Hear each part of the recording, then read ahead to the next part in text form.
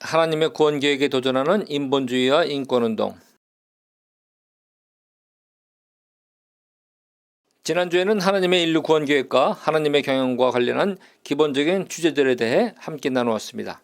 오늘은 인류를 구원하시려는 하나님의 뜻과 섭리에 도전하는 인간들의 생각, 거절, 그리고 거기서 나온 인본주의와 인권운동에 대하여 적극적인 공감과 지지를 하는, 그래서 신앙적 갈등을 겪고 있는 성도님들과 생각을 나누고 싶습니다.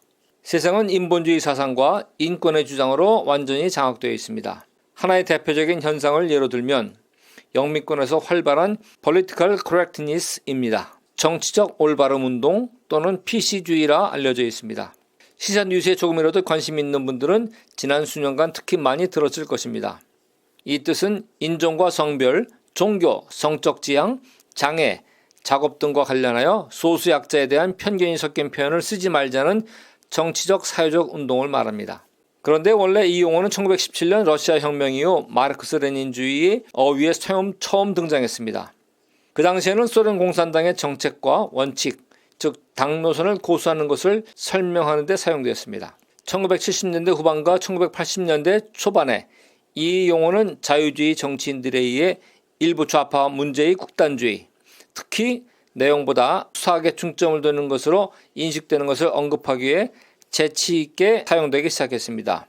우리나라의 진보정치 진영이 사람들의 화려하고 재치 있는 정치적 사회적 수사와 비판들을 그들이 장악한 언론, 교육, 문화, 예술을 통하여 지난 20여 년간 국민들이 세뇌될 정도로 들어왔습니다. 특히 재치 있는 말투 때문에 더욱 귀에 쏙쏙 잘 들어왔고, 그렇게 청소년부터 장년의 국민들은 새벽 안개에 옷 젖듯이 자신들도 모르게 의식이 바뀌게 되었습니다. 사피어 워프 가설은 이렇게 주장합니다.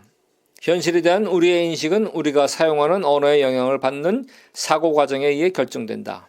이런 식으로 언어는 우리의 현실을 형성하고 그 현실에 대해 어떻게 생각하고 반응해야 하는지를 알려준다. 언어는 또한 우리의 편견을 드러내고 조장한다. 따라서 가설에 따르면 성차별적 언어를 사용하는 것은 성차별을 조장하고 인종적 언어를 사용하는 것은 인종차별을 조장한다는 것입니다. 그런데 마르크스 레닌주의에서 등장한 정치적 올바름에 대한 가장 강하게 반대하는 사람들은 이를 검열과 언론의 자유를 위축시켜 공적 영역에서의 토론을 제한하는 것으로 간주하고, 그러한 언어의 경계가 필연적으로 자기의 검열과 행동 제한으로 이어진다고 주장합니다. 그런데 이러한 염려가 실제로 국내적으로 SNS상에서 검열되고 삭제되고 계정이 취소되므로 현실화되었습니다. 아마 돌이키기 어려운 지점을 통과하지 않았나 생각합니다. 사실 종교적 양심을 떠나서 그냥 단순한 생각으로 일반적인 인간의 자유와 권리만을 가지고 PC주의의 주장을 살펴보면 틀렸다고 말하기 쉽지 않습니다. 왜냐하면 사람은 어떠한 이유로도 차별받으면 안 된다는 기본적인 양심의 소리를 가지고 있기 때문입니다. 이성적이고 교양이 있는 사람이라면 더욱 그렇습니다. 그러나 문제는 정치적 올바름에서 말하는 개인의 자유와 권리의 범위를 어디까지 확대해서 적용하는가가 문제입니다. 범위가 무제한일 경우 방종과 문란과 타인의 의사와 이익에 반하는 행동으로까지 나아가 사회적 혼란과 위기까지 불러올 수 있기 때문입니다. PC주의 문제로 가장 심각하게 혼란을 겪는 국가는 미국이고, 한국도 미국 못지않게 보수와 진보의 대립과 갈등이 심한 상태에 있습니다. 이러한 때 하나님의 절대주권과 신본주의를 주장하면 극우적 인물이나 시대착오적 인물로 낙인 찍히고 배척당하며 SNS에는 검열, 삭제, 그리고 쫓겨나고 채널이 폐쇄되기도 합니다. 심지어 교회 안에도 진보파와 보수파로 갈라져 갈등하고 있습니다. 기독교 안에는 사회구원을 주장하는 진보적 교파와 개인구원을 주장하는 보수적 교파로 확연히 갈라져 있습니다. 사회구원을 지향하는 진보적 교파는 시대의 변화에 따라 변화하는 현대 철학 사상과 자유주의 신학의 영향 아래에 있습니다. 그들은 다른 종교에도 구원이 있다는 종교다운론을 지향하고 있으며 사회구원을 위해 시민단체와 함께 사회운동을 하고 있습니다. 자유주의 신학을 따르는 교회들 간에도 진보 성향의 스펙트럼이 매우 넓어서 급진적인 경우 기독교 교회라고 할 수 없을 정도이며 온건한 경우 정통교회와 유사합니다. 급진파들은 기독교 교회 통합을 넘어서 타종교와의 통합을 주장하면서 세상의 모든 종교들을 하나의 종교로 만들고자 노력합니다. 종교들 간의 갈등으로 인한 수많은 분쟁과 사람의 희생을 없애고 살기 좋은 세상을 만들자는 인간적인 생각을 행동으로 옮기고 있는 것입니다. 이러한 생각과 행동들은 전부 인간 중심적 사고에서 출발한 것이라 할 수 있습니다. 사실 하나님의 뜻을 배제하고 오직 인간의 이성으로만 생각한다면 그들의 이론을 이해할 수도 있습니다. 그러나 그것은 기독교 신앙을 떠난 생각과 행동이기 때문에 성경을 올바로 아는 성도들은 결코 그 길을 따라갈 수 없는 것입니다. 왜냐하면 자유주의 신학은 이성과 과학의 관점으로 예수님의 부활을 인정하지 않고 성경의 무오류성을 부인하고 구원은 타종교에도 있다고 하며 마리아의 성령인 태도 거짓이다라는 등의 성경 속의 기본적인 진리와 교리 자체를 부인하기 때문에 이는 한 물통 속에 담겨 있지만 결코 섞일 수 없는 물과 기름 같은 것입니다. 자유주의 신학이란 정통주의 신학에 반대하여 인간의 주체적인 이성적 과학적 사고와 활동을 적극 인정하는 신학을 말합니다. 형식면에서는 교리로부터 자유하고 기독교 해석의 궁극적 권위를 성서에 두지 않고 이성에 둔다는 의미에서 성서의 권위로부터의 자유를 주장하는 입장을 취합니다. 다시 말해 성경의 말씀에 얽매이지 않는 신앙인 것입니다. 그렇기 때문에 엄밀하게 들어보면 자유주의 신학에 기반을 둔 교회는 정통 기독교 교회라고 할 수 없고 신흥 인간 중심 교회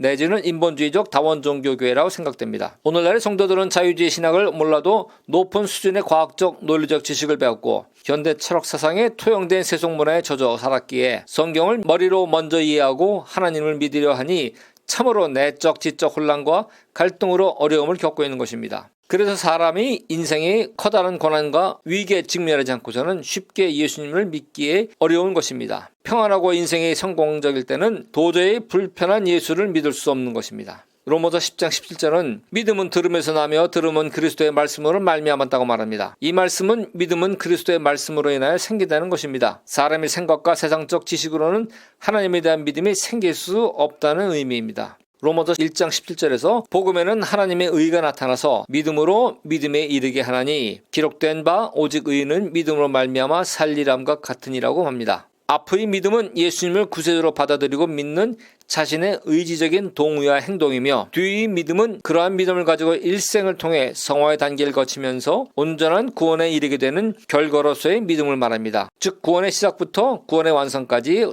관통하며 성도를 살리는 것은 복음의 말씀인 것입니다.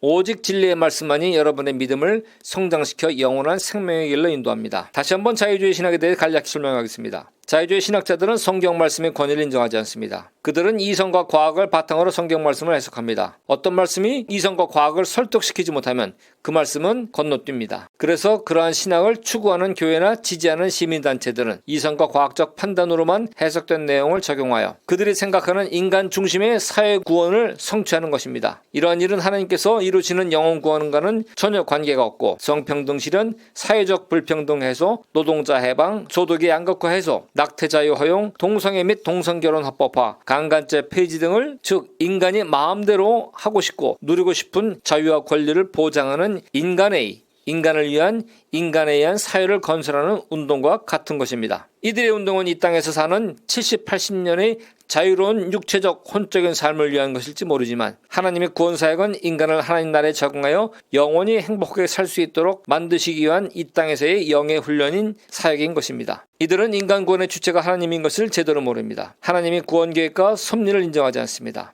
자유주의 신학자들 가운데 어떤 이들은 하나님은 지구와 생물과 인간을 창조하시고 나서 그냥 방관하신다고 하는 주장을 따르는 이들이 있습니다. 그래서 인간들이 하나님 대신 고통 속에 사는 사회적 인간을 구원해야겠다고 나섬으로써 자신들이 하나님 자리에 앉는 죄를 범하고 있는 것입니다. 하나님의 진리 말씀을 믿고 따르며 죽음 이후에 영원한 하나님 나라에 가기를 소망하는 성도라면 지금부터라도 세상을 보는 시각으로서 반드시 기독교적 세계관을 가져야 합니다. 쉽게 말해 기독교적 안경을 착용하고 세상사를 보고 듣고 이해하고 행동해야 한다는 것입니다. 즉 세상 사건에 대해 어려움에 빠진 우리 주변의 이웃에 대해 하나님은 어떻게 생각하실까? 하나님은 우리가 어떻게 행동하길 원하실까? 하는 관점을 갖고 반응하고 행동하는 습관을 길러야 합니다. 그냥 TV나 신문, 유튜브에 보이고 들리는 주장을 세상적, 이성적 잣대만을 가지고 무비판적으로 받아들이면 하나님 뜻에서 벗어나 믿음을 잃어버리고 그냥 세상의 탕류에 휩쓸려 가게 됩니다. 제가 이렇게 말씀드리는 이유는 철학 사상인 합리주의, 인본주의, 과학주의, 이성주의, 포스트 모더니즘 등에 반영된 교육 사상 사상과 자유주의 신학에 잘못된 영향을 받은 현대의 이성적인 성도들이 믿음의 길, 생명의 길에서 이탈하는 것을 예방하려는 의도 때문입니다. 아직은 종교의 자유가 보장되어 있기 때문에 이러한 말도 할 수 있지만 머지않은 장래에 계시록의 말씀이 현실화되어 적그리스도와 짐승이 나타나서 세계 정부가 만들어지고 종교 통합이 이루어지면 이런 말 하는 사람은 체포되고 죽임을 당하게 될 날이 올 것입니다. 골로새서 2장 6절로 8절 말씀입니다. 그러므로 너희가 그리스도 예수를 주로 받았으니 그 안에서 행하되 그 안에 뿌리를 박으며 세움을 입어 교훈을 받은 대로 믿음에 굳게 서서 감사함을 넘치게 하라. 누가 철학과 헛된 속임수로 너희를 노력할까 주의하라. 이것이 사람의 유전과 세상의 초등학문을 쫓음이요 그리스도를 쫓음이 아니니라. BC 6세기경에 시작된 철학의 역사는 고대 그리스 철학자 탈레스로부터 시작되었습니다. 고대 헬라 철학의 영향력은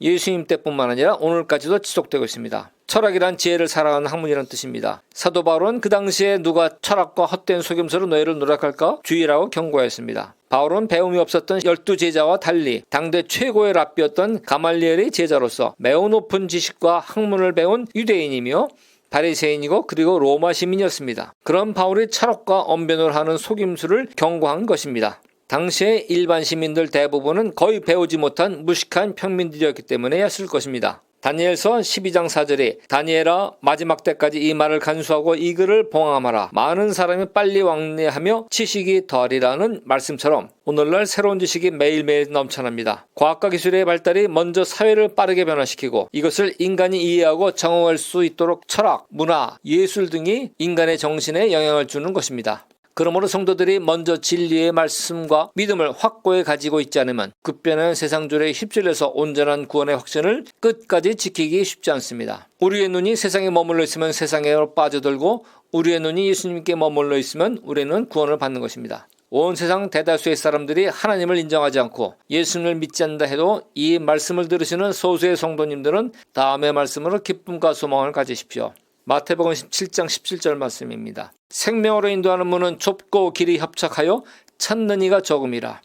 이 말씀을 듣는 여러분, 좁은 길로 가서 생명을 얻는 소수입니다. 누가복음 18장 8절 후반 그러나 인자가 올 때 세상에서 믿음을 보겠느냐 하시니라. 생명을 얻는 자가 적은 또 다른 이유는 예수님이 다시 오실 때에는 믿는 자를 보기 어렵다고 하셨기 때문입니다. 그러나 이 말씀을 듣는 여러분은 믿음의 사람입니다. 이제 말씀을 맺습니다. 하늘에 계신 하나님의 구원 계획은 오직 하나님 아버지의 뜻대로 완성됩니다. 땅에 있는 인간이 하나님을 떠나 아무리 인본주의를 외치며 인간 중심의 행복한 세상을 만든다 해도 결국은 이 땅의 권세를 가진 마귀의 통치 아래에 있게 됩니다. 누가복음 4장 5절 7절을 읽어보십시오. 마귀의 일은 빼앗고 죽이고 멸망시키는 것이기 때문에 하나님이 없는 인간 중심인 세상의 끝에는 빛과 생명을 얻고 흑암과 죽음이 있음을 성경 말씀 속에서 확증하십시오. 다시 한번 골로새서 2장 8절을 읽어드리겠습니다. 누가 철학과 헛된 속임수로 너희를 노력할까 주의해라. 이것이 사람의 유전과 세상의 초등학문을 쫓음이요 그리스도를 쫓음이 아니니라. 우리 모두 흔들림 없는 믿음의 인내와 수고를 하여 구원의 길 끝에서 신랑 예수님을 만나 혼인잔치에 함께 참여하시기를 기도합니다. 아멘.